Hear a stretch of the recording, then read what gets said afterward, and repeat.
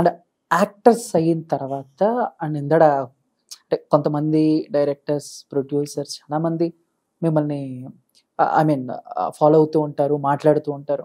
కొంతమంది ఏ ఇంటెన్షన్ లేకుండా only story discussion, కొంతమంది వేరే వేరే ఇంటెన్షన్స్ పెట్టుకుని కూడా ఈ టైప్లో ఉంటుంది కదా. అలా ఎప్పుడైనా జరిగిందా మీ లైఫ్లో? అంటే పిలిచి కొంచెం గిల్టీగా ఫీల్ అవ్వటం వేరే వేరేలాగా? వేరే వేరేలాగా అంటే చాలా హైలో జరిగింది. బట్ నాకు అప్పుడు తెలియదు లైక్ మీడియాకి ఇది ఇవ్వచ్చు, నేను ప్రూవ్ చేసుకోవచ్చు అని నాకు తెలియదు. రీసెంట్గా శ్రీరెడ్డిది అది చూసేటప్పుడు అనిపించింది నేను కూడా అప్పుడు రేస్ చేయాల్సింది వాయిస్, నేను రేస్ చేయలేదు, మిస్టేక్ చేశాను అని. చాలా సైలెంట్ అయిపోయాను. బట్ చాలా స్ట్రగుల్ చేశారు నన్ను.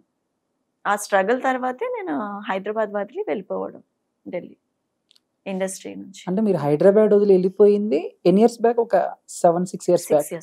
6 years బ్యాక్ అంటే ఇప్పుడుతో కంపేర్ చేసుకుంటే అప్పుడు కొంచెం ఏజ్ చాలా తక్కువ ఉంటుంది. చాలా తక్కువ. పాపం అది కూడా చూడలేదు వాళ్ళు, అరే చిన్నపిల్ల ఆ టైప్ లో కూడా చూడలేదు. అప్పుడు లైక్ నాకు కమిట్మెంట్ అన్నది వచ్చినప్పుడు లైక్ నాకు తెలిసిన కమిట్మెంట్ ఏంటంటే, నేను చదువుకున్నప్పుడు కమిట్మెంట్ అంటే నువ్వు చాలా పాజిటివ్ దీంతో దేన్నైనా నువ్వు కావాలనుకుంటే చెయ్యాలి అన్నది కమిట్మెంట్, నాకు ఒపీనియన్. బట్ ఇండస్ట్రీ కమిట్మెంట్ వేరుందని నాకు తెలియదు. వాళ్ళ కమిట్మెంట్ అంటే అఫ్ కోర్స్ నేను కమిట్మెంట్ తోనే చేస్తాను అని చెప్పాను. వాళ్ళకి అలా అర్థమైంది. లైక్ నాకు మేనేజర్ అన్నారు, ఇలా కమిట్మెంట్ తో చేయాల్సి వస్తుంది, కమిట్మెంట్ ఇవ్వాల్సి వస్తుంది. అంటే కమిట్మెంట్ ఇస్తేనే కదా నేను ప్రాజెక్ట్ చేస్తాను, వితౌట్ కమిట్మెంట్ నేను ఎలా చేస్తాను, ఐఎమ్ కమిటెడ్ అన్న. వాళ్ళు నేను కమిట్మెంట్ ఇస్తాను అన్న సెన్స్ లో ఉన్నారు. షూటింగ్ ఇంకా 2 days లో ఉంది, నాకు అగ్రిమెంట్ అవుతుంది, ఆ రోజు నన్ను ఇబ్బంది పెట్టడం స్టార్ట్ చేశారు. అంటే ఏ రకంగా? కొంచెం ఏమన్నా ఫిజికల్లీ చేస్తే లైక్ నాకు అర్థం కాలేదు.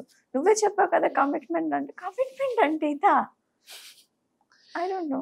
ఓకే అని చెప్పి నేను కొంచెం సీరియస్ అయ్యి స్లాప్ చేయడం అవన్నీ అయింది. ఆఫ్టర్ దట్ నన్ను ట్రబుల్ చేయడం జరిగింది. ఒక ఆడపిల్ల అయ్యి ఉండి వాటి నుంచి ఎలా లేదు, ఒక 6-7 months నేను లైక్ డిప్రెషన్లో ఉన్నా. ఆ సిచ్యువేషన్ తర్వాత ఎవరికి తెలీదు.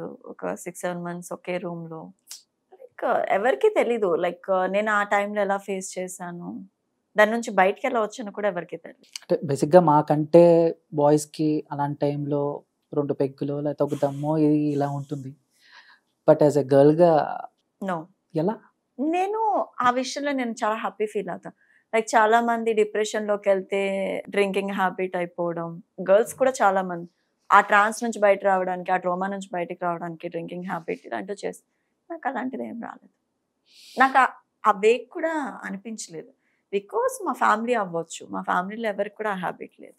సో మొత్తం మీద అవన్నీ ట్రాజడీ జరిగి అంటే మీ లైఫ్లో పెద్ద ట్రాజడీ అంటే అదే చెప్తారు, ఇంకేమన్నా ఉన్నాయి? ప్రతిదీ నా లైఫ్లో ప్రతి ఒక్క జర్నీ ట్రాజడీతోనే స్టార్ట్ అయింది, స్టిల్ ట్రాజడీతోనే స్టార్ట్ అవుతున్నాయి.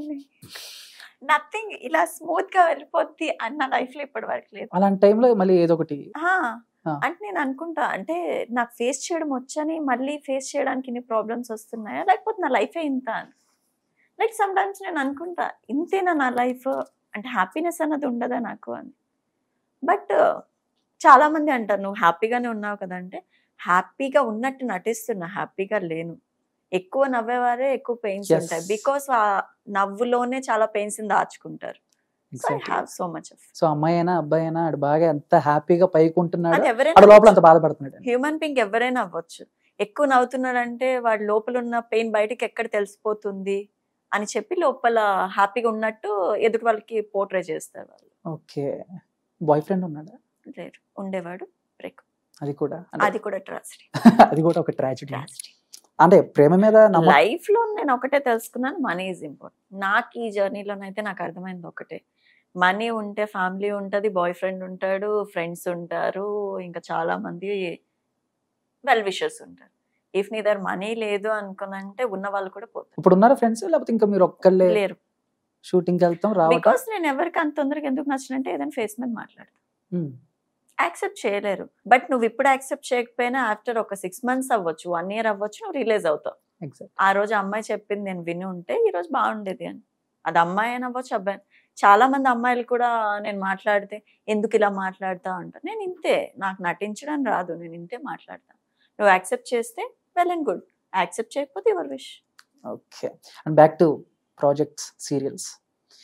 కొంచెం గ్యాప్ వచ్చింది అన్నారు మధ్యలో ఒక 6-7 ఇయర్స్. మళ్ళీ ఎలాగా బౌన్స్ బ్యాక్ అయ్యారు? ఆ ఛాన్సెస్ ఎలా వచ్చాయి? ఆడిషన్స్ లేకపోతే నో ఈటీవీ ఇన్ హౌస్ చెప్పాను కదా, కోవిడ్ టైంలో బిఫోరే నాకు కాంటాక్ట్ అయ్యారు. సో ఆఫ్టర్ దట్ మంచి సీరియల్ ఒకటి వస్తే యాక్సెప్ట్ చేసి ఆ తర్వాత ఇంకా కంటిన్యూ జరుగుతాయి. షూటింగ్స్ ఎలా నడుస్తాయి? అంటే నేను విన్నది ఏంటంటే సినిమాకి సీరియల్స్ కి చాలా డిఫరెన్స్ ఉంటుంది. పొద్దున ఎప్పుడు వెళ్తారు, పాప నైట్ ఎప్పుడు వస్తారు? సినిమాకి టైమింగ్ ఉంటుంది 6 to 6 కాల్ షీట్ అని, నైట్ 9 to మార్నింగ్ 9 అలా ఉంటాయి. సీరియల్ కి అలా ఉండదు.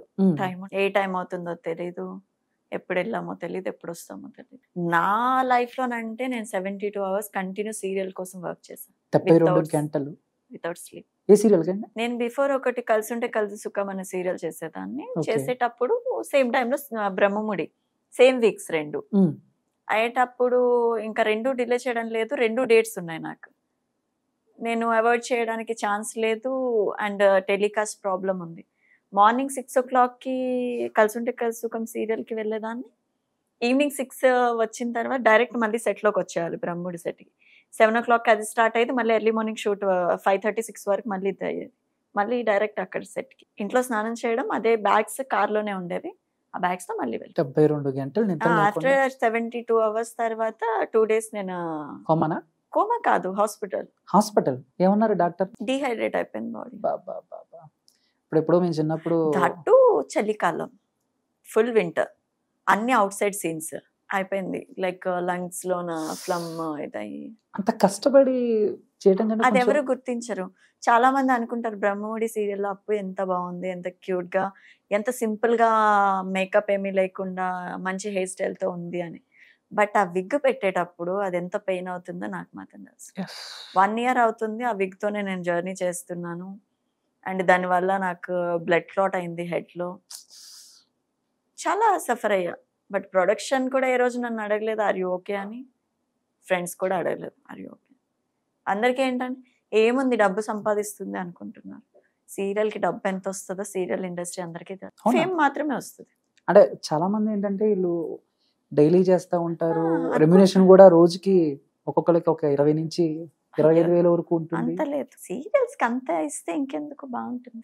నెల మొత్తం మీద ఎన్ని రోజులు షూటింగ్? మనం అనుకుంటాం మనకి ఫస్ట్ వీక్, థర్డ్ వీక్ ఒక సీరియల్ ఉంటుంది, సెకండ్ వీక్, ఫోర్త్ వీక్ ఒక సీరియల్ ఉంటుంది. ఆ 2 weeks లోన కలిపి అందరూ అనుకుంటారు అంటే 14 days ఇక్కడ, 15 days ఇక్కడ, 15 days ఇక్కడ వర్క్ చేస్తారని. అంత రాదు. గట్టికి కొడితే మొత్తానికి కలిపి 15 days ఉంటుంది. 15 days ఖాళీగానే ఉంటాం. అలా అని మేము ఇంకొకరికి డేట్స్ ఇవ్వడానికి లేదు. ఆ వీక్స్ లో అగ్రిమెంట్ ఉంటుందా? లీడ్స్ అందరికి అగ్రిమెంట్స్ ఉంటుంది. ఆ వీక్స్ లో మేము ఇంకొక సీరియల్ కి ఇవ్వలేం డేట్స్. అలా అని ఇంట్లో ఖాళీ కూర్చుంటే డబ్బులు రావు. చాలా మంది సీరియల్ ఆర్టిస్టులు డిప్రెషన్ లోకి వెళ్ళిపోయి ఒక టైప్ ఆఫ్ ట్రాన్స్ లో ఎందుకుంటారు అంటే బికాస్ ఆఫ్ ది, ఎందుకంటే వర్క్ లేకపోతే వాళ్ళకి అవ్వదు. కాస్ట్యూమ్స్ కూడా ఓన్ గా మీరే కొనుక్కోవాలి. ఓన్ కాస్ట్యూమ్స్ సినిమా అయితే వాళ్ళే ఇస్తారు అండ్ సీరియల్స్ కి వచ్చేసరికి ఓన్ కాస్ట్యూమ్స్, ఓన్ జ్యువెలరీ. ఎప్పుడైనా మళ్ళీ ఎందుకు వచ్చాం, చక్కగా జాబ్ చేసుకుంటే వీకెండ్ ఎంజాయ్ చేయొచ్చు, ఈ టైప్ లో ఎప్పుడైనా అనుకున్నారా నిషా గారు? అనుకున్నా. ఎందుకు అనవసరంగా అంటే ఇండస్ట్రీకి రావడం నాకు లక్క బ్యాడ్ లక్క తెలీదు. 90% పీపుల్ ఇండస్ట్రీ అనేటప్పటికి బ్యాడ్ గానే థాట్. అవును. ఇప్పుడు ఇండస్ట్రీ అమ్మాయిని ఏ ఫ్యామిలీ కూడా యాక్సెప్ట్ చేయదు. మా ఫ్యామిలీ యాక్సెప్ట్ చేస్తుంది, మామూలుగా చెప్తున్నా. బేసికలీ ఏ ఫ్యామిలీ యాక్సెప్ట్ చేయదు. ఇలా ఇండస్ట్రీ అనగానే ఎందుకులే అమ్మాయితో, మన ఊర్లోనే పిల్ల ఉంటుంది ఆ పిల్లని చేసుకో, ఇండస్ట్రీ అమ్మాయి ఎందుకు, చూసావా దాని మీద యూట్యూబ్ లో ఎలాంటివి రాస్తున్నారు, ఏమేం చేస్తున్నారు చూసావా అంట. అది కరెక్టా కాదా వాళ్ళకి ఎలా తెలుస్తుంది? తెలియదు కదా. అరే సొంత వాళ్ళే నమ్మరు. లైక్ మదర్ ఫాదరే ఆ వచ్చిన రూమర్స్ రాంగ్ అని చెప్పడానికి వాళ్ళకి ప్రూవ్ చేసుకోవాలి మనం. అలాంటిది బయట వాళ్ళు ఎలా నమ్ముతారు? అంతే కదా.